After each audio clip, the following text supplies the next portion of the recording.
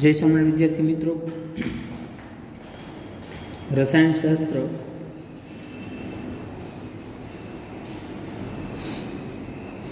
માં આપણે આગળ વધીએ તો આપણો ભાગ 2 નું આપણો છેલ્લો યુનિટ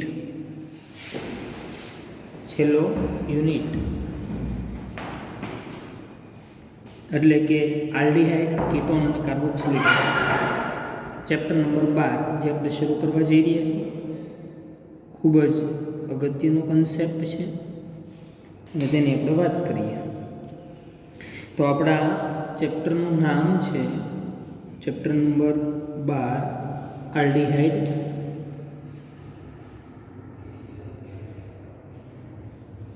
કીટોન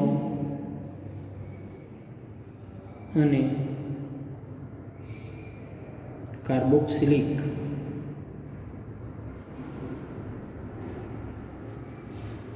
એસિડ સંયોજનો.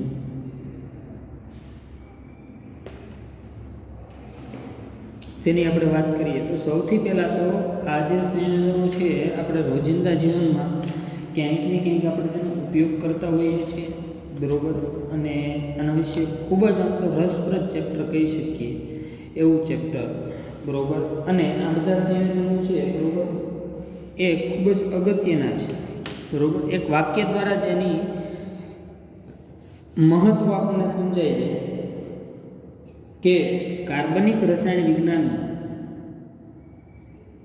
ઓર્ગેનિક કેમિસ્ટ્રીમાં, કાર્બનિક રસાયણ વિજ્ઞાનમાં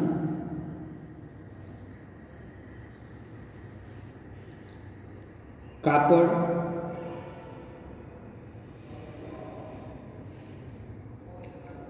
સુગંધ, પ્લાસ્ટિક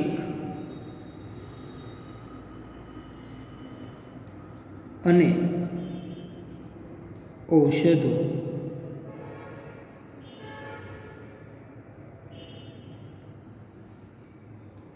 ની બનાવટમાં આ સંયોજનો અગત્યનો ભાગ ભજવે છે.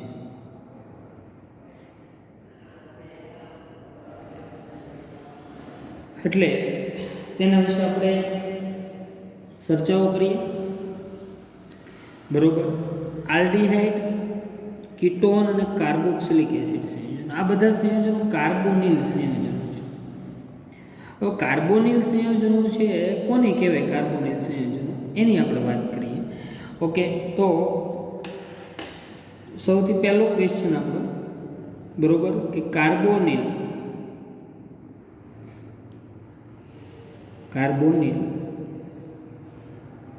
સંયોજનો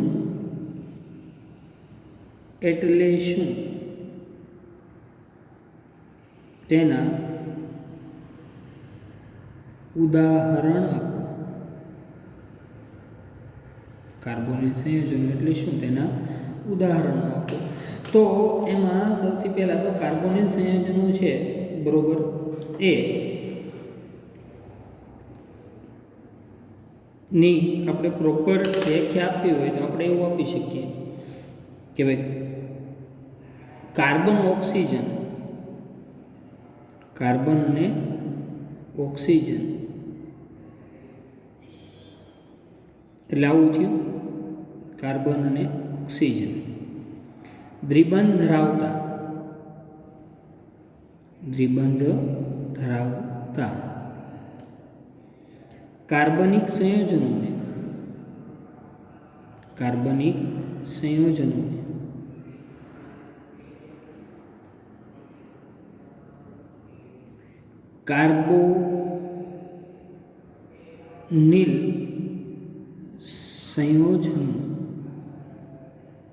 કહે છે. એટલે એક વસ્તુ ફિક્સ છે કે જે સંયોજનો હોય તેમાં કાર્બન અને ઓક્સિજન વચ્ચે ડબલ બોન્ડ હોય, દ્વિબંધ હોય, તો તેવા જે સંયોજનો છે, બરોબર, તે સંયોજનોને આપણે કયા સંયોજનો કહીએ છીએ? કાર્બોનિલ સંયોજનો કહીએ છીએ. ઓકે, હવે એની આપણે ચર્ચા કરીએ. કયા કયા છે? તો કે ભાઈ ફોર એક્ઝામ્પલ ઉદાહરણ તરીકે આલ્ડીહાઇડ, જે આપણા ચેપ્ટરનું નામ છે એ આલ્ડીહાઇડ, કીટોન, કાર્બોક્સિલિક એસિડ, આ બધા સંયોજનો છે એ કાર્બોનિલ સંયોજનો છે. ઓકે, તો આટલી વાત આપણે જાણ્યા પછી તો આપણને ખબર પડવી જોઈએ કે આલ્ડીહાઇડ સંયોજનો કઈ રીતે કાર્બોનિલ સંયોજનો છે. ઓકે, તો એની આપણે વિગતે ચર્ચા કરી. તો આપણો સેકન્ડ ક્વેશ્ચન થાય કે આલ્ડીહાઇડ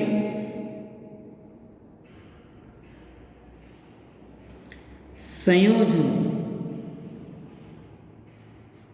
એટલે શું?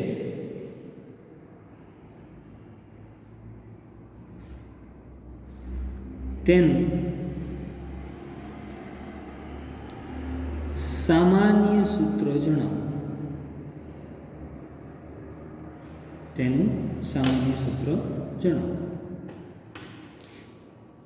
ઓકે, તો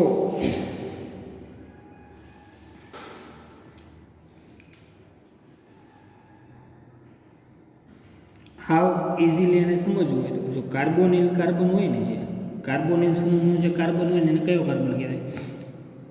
carbonyl carbon.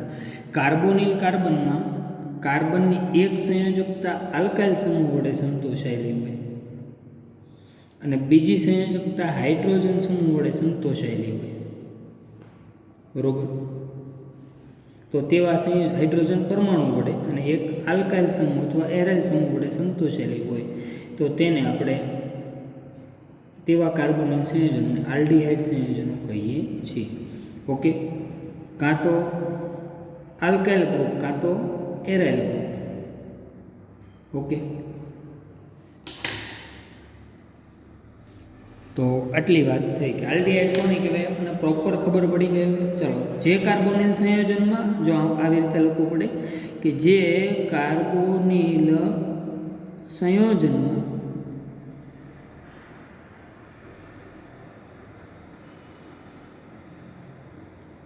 Carbonyl carbon, carbonyl carbon એટલે કાર્બોનિલ સમૂહનો જે કાર્બન છે એને કયો કાર્બન કહેવાય? Carbonyl. Carbonyl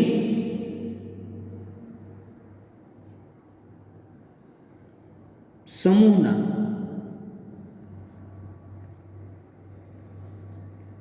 carbonyl કાર્બનની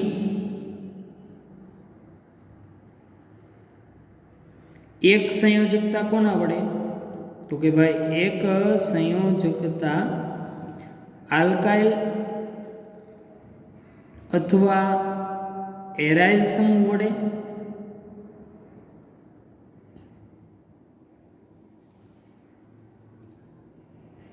સંતોષાયેલી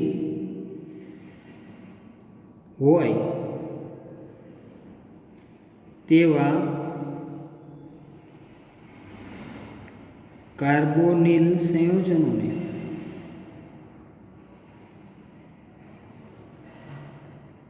ketone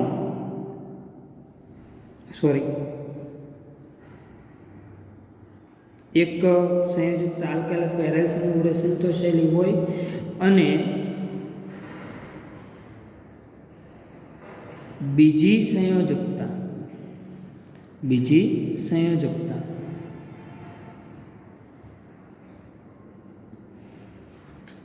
hydrogen પરમાણુ વડે સંતોષાયેલ હોય તેવા સંયોજનોને આપણે કયા સંયોજનો કહીએ છીએ? ભાઈ આલ્ડીહાઇડ સંયોજનો કહીએ છીએ. આલ્ડીહાઇડ કમ્પાઉન્ડ કહીએ છીએ. ઓકે, તો આ આપણે શું ભણ્યા? આલ્ડીહાઇડ સંયોજનો છે એના વિશેની આપણે બેઝિક માહિતી લીધી. આલ્ડીહાઇડમાં શું થાય? તો આલ્ડીહાઇડનું સામાન્ય સૂત્ર શું થાય? ખાસ જોજો અહીંયા. આલ્ડીહાઇડ સંયોજનોનું સામાન્ય સૂત્ર. આલ્ડીહાઇડ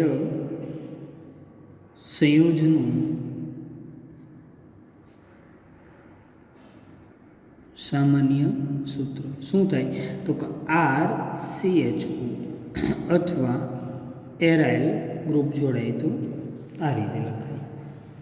તો આલ્ડીહાઇડનું આ સામાન્ય સૂત્ર છે, એટલે આલ્ડીહાઇડની ઓળખ થાય. ચલો ત્યારબાદ કીટોન સંયોજનો એટલે શું? આવો ક્વેશ્ચન પૂછ્યો, કીટોનનું સામાન્ય સૂત્ર જણાવો. કીટોન સંયોજનો એટલે શું?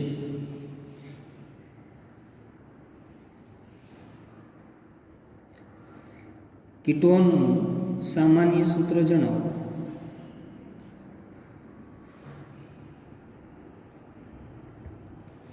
તો બહુ જ ઇઝીલી આપણે આન્સર આપી શકીએ કે જે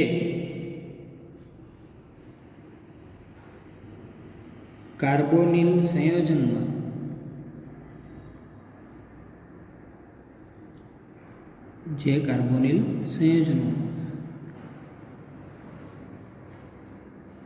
કાર્બોનિલ સમૂહના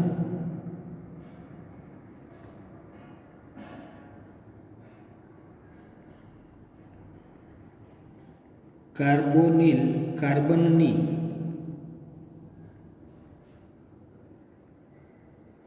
બંને સંયોજકતા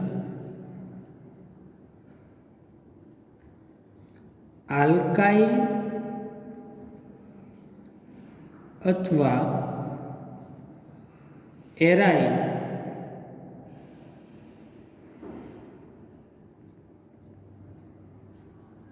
સમૂહ વડે સંતોષાયેલી હોય તેવા સંયોજનોને કીટોન સંયોજનો કહે છે. એટલે બહુ ઇઝી એનું આપણે બંધારણ બતાવવું હોય તો જો આ કાર્બોનિલ કાર્બન છે તો કે યસ, એની બે બાજુ બે સંયોજકતા આલ્કાઇલ સમૂહ વડે સંતોષાય અથવા બે સંયોજકતા એરાઇલ સમૂહ વડે સંતોષાય અથવા એક સંયોજકતા એરાઇલ સમૂહ વડે અને એક સંયોજકતા આલ્કાઇલ સમૂહ વડે, તો એને કયા સંયોજનો કહીએ છીએ? આપણે કીટોન સંયોજનો કહીએ છીએ. તો કીટોન સંયોજનોની આપણે વાત પૂર્ણ કરી. ઓકે, કીટોન સંયોજનોનું સામાન્ય સૂત્ર શું થાય? તો આના ઉપરથી આપણે લખી શકીએ RCOR, એરાઇલ કાર્બોનિલ સમૂહ અને એરાઇલ કાર્બોનિલ સમૂહ અને આલ્કાઇલ. આ એના શું થયા? સામાન્ય સૂત્રો, જે આપણે આગળ પાછા જઈશું એટલે આપણે પાછા ભણવાના જ છીએ. ચલો પછી આવે છે કાર્બોક્સિલિક એસિડ સંયોજન. કાર્બોક્સિલિક એસિડ સંયોજન. ઓકે, હવે એની આપણે ક્રમશઃ ચર્ચાઓ કરીએ. બરોબર, એ પહેલાં કાર્બોક્સિલિક એસિડ વિશે થોડીક હું તમને માહિતી આપી દઉં. બરોબર, કાર્બોક્સિલિક એસિડ સંયોજન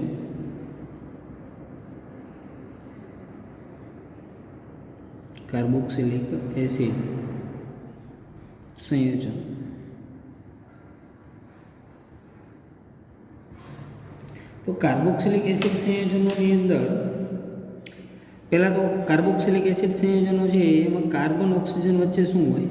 દ્વિબંધ તો હોય જ બધામાં, કાર્બોનિલ સમૂહ તો હોય જ, તો કે યસ. તેમાં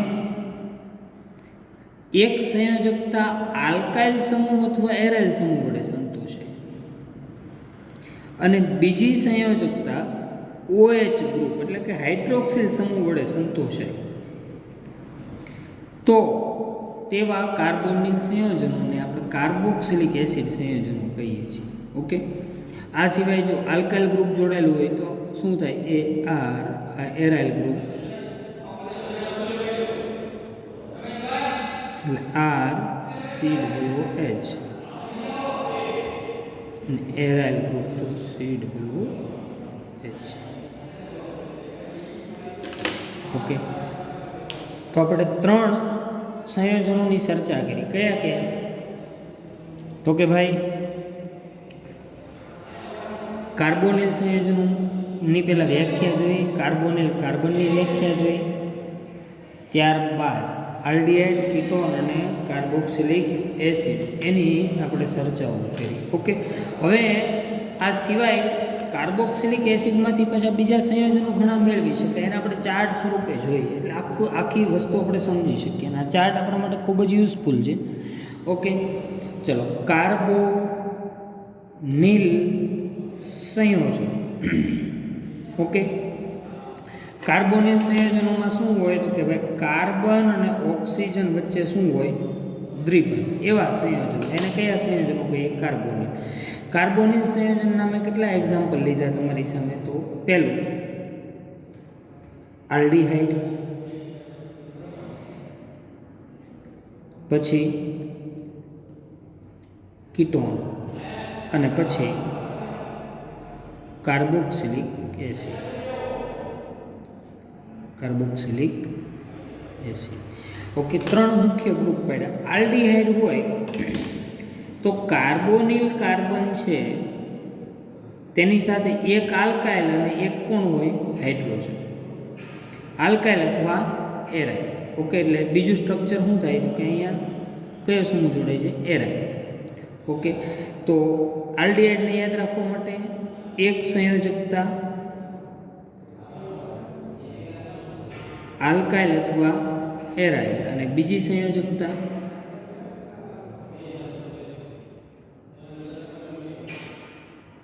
કયો પરમાણુ તો કે હાઇડ્રોજન પરમાણુ. આ રીતે યાદ રાખશો.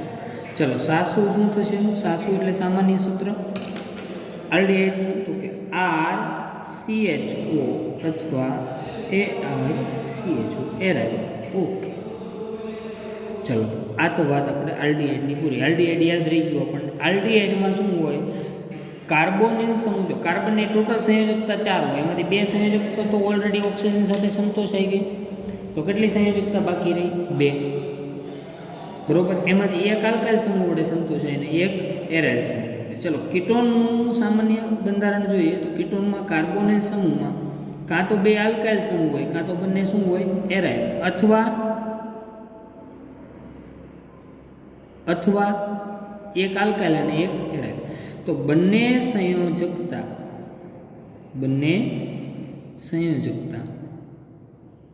આલ્કાઇલ અથવા એરાઇલ વડે સંતોષાયેલી હોય. ઓકે, તો કીટોનનું સામાન્ય સૂત્ર શું થયું? જો આલ્કાઇલ હોય તો RCOR, એરાઇલ હોય તો RCOAR. અને હજી એક સંભાવના છે, બરોબર, એક બાજુ આલ્કાઇલ ને એક બાજુ એરાઇલ. તો આ કીટોનનું સામાન્ય સૂત્ર છે. Okay, yes. ચલો, હવે કોનું આપણે બંધારણ જોવાના છે? Carboxylic acid. તો કાર્બોક્સિલિક એસિડમાં ખાસ ધ્યાન રાખવાનું છે ભાઈ, કાર્બન ઓક્સિજન વચ્ચે શું હોય? Double bond. એક સંયોજકતા આલ્કાઇલ અથવા એરાઇલ સમૂહ, એક સંયોજકતા ફિક્સ હાઇડ્રોક્સિલ સમૂહ વડે હોય. એટલે ધ્યાન રાખશું ખાસ. એક સંયોજકતા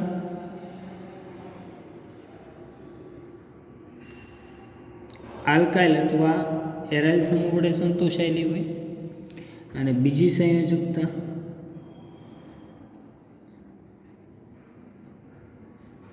હાઇડ્રોક્સિલ સમૂહ વડે સંતોષાયેલી હોય. ઓકે, તો એનું સામાન્ય સૂત્ર શું થયું કે RCOOH અથવા એરાઇલ COOH. હવે કાર્બોક્સિલિક એસિડમાંથી આપણે બીજા ઘણા બધા કમ્પાઉન્ડ છે તે બનાવી શકીએ છીએ. ઓકે, ઘણા બીજા બધા સંયોજનો બનાવી શકીએ. તો હવે આપણે કાર્બોક્સિલિક એસિડના વ્યુત્પન્નોની વાત કરવાના છે. કાર્બોક્સિલિક એસિડમાંથી મેળવવામાં આવતા અન્ય સંયોજનોની ચર્ચા કરવાના છે. ઓકે, તો 3 તો યાદ રહ્યા આપણને તો કે યસ. ચલો, હવે કાર્બોક્સિલિક એસિડનો વ્યુત્પન્ન એની આપણે સ્ટેપ બાય સ્ટેપ ચર્ચા કરતા જઈએ. ઓકે, એસ્ટર સંયોજન. એસ્ટર સંયોજન. એસ્ટર સંયોજનમાં શું થાય તો કે કાર્બોક્સિલિક એસિડનું જે બંધારણ છે, બરોબર, એનો હાઇડ્રોક્સિલ સમૂહ છે, બરોબર, એનો હાઇડ્રોજનનું વિસ્થાપન થાય. સાંભળજો શબ્દ, OH સમૂહના હાઇડ્રોજનનું વિસ્થાપન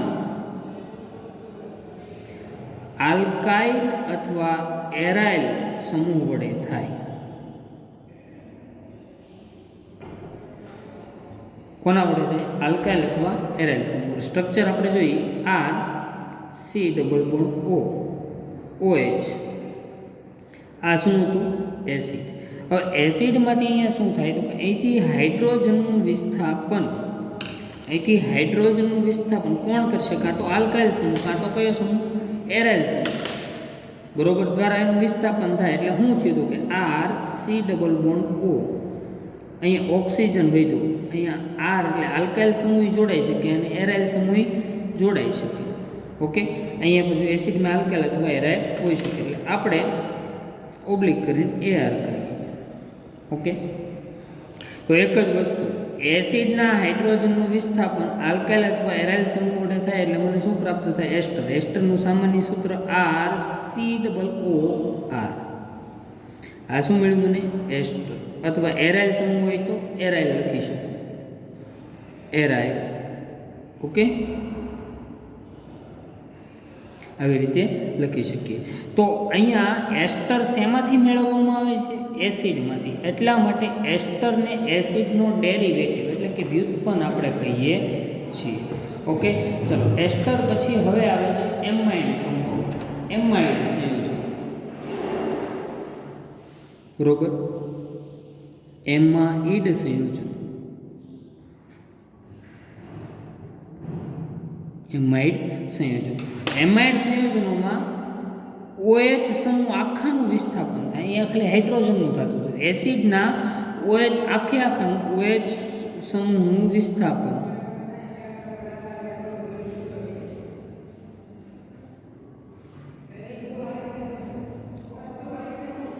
NH2 સમૂહ દ્વારા થાય.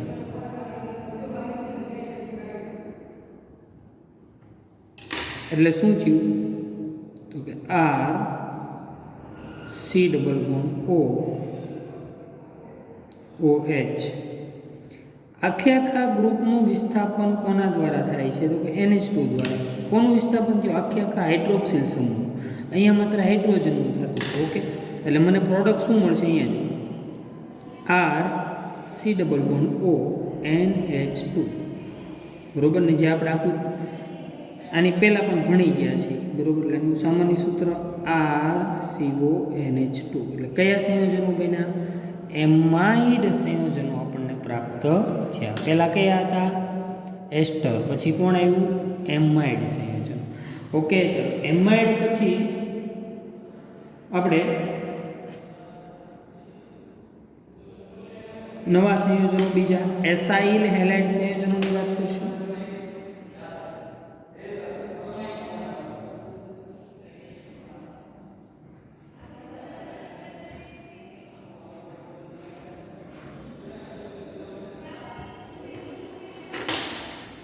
OH સમૂહનું વિસ્થાપન સાંભળજો. OH સમૂહનું વિસ્થાપન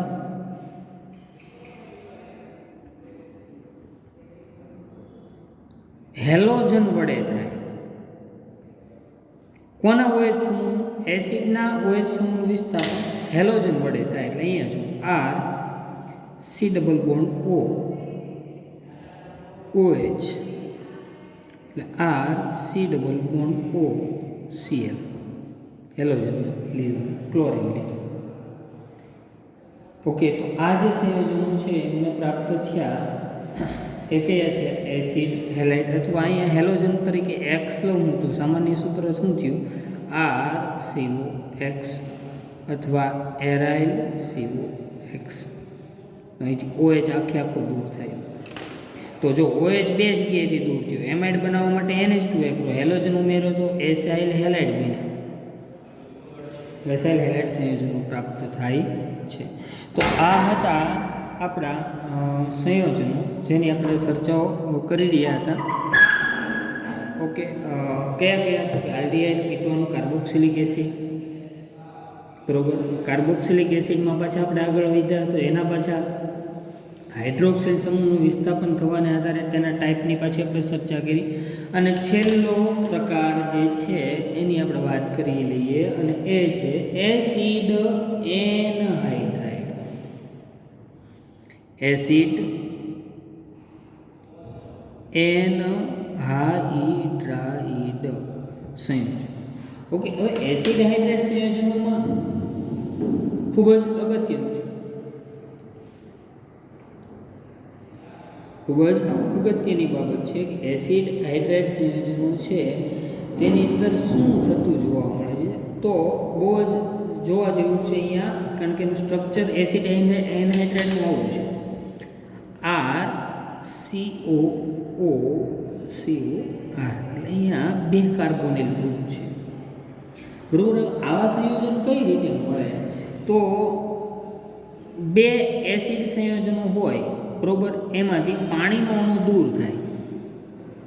જો R C double bond O OH વત્તા R C double bond O OH. 2 પાણીના અણુઓ છે, બરાબર, આ 2 એમાં 2 એસિડના અણુ, એમાંથી એક પાણીનો અણુ શું થાય છે? દૂર થાય છે. અને મને કયા સંયોજનો મળે છે? એસિડ એનહાઇડ્રાઇડ સંયોજનો છે તે પ્રાપ્ત થાય છે. તો આ હતા આપણા કાર્બોનિલ સંયોજન. નેક્સ્ટ ટાઈમ આપણે ક્લાસની અંદર આલ્ડીહાઇડ કમ્પાઉન્ડથી આપણે સ્ટાર્ટિંગ કરશું અને ભણશું, બરાબર. તો આપણે આલ્ડીહાઇડ કીટોન અને કાર્બોક્સિલિક એસિડ સંયોજનો છે તેની પ્રસ્તાવનાની વાત અહીં પૂર્ણ કરી. ઓકે, અને ત્યારબાદ આગળના લેક્ચરની અંદર આપણે આલ્ડીહાઇડ સંયોજનો છે તેની સ્ટાર્ટિંગ કરશું. ખૂબ જ અગત્યનું કમ્પાઉન્ડ છે અને તેની આપણે ચર્ચાઓ કરશું. તો આજના ક્લાસમાં આપણે એટલે અટકીએ છીએ. ઓકે.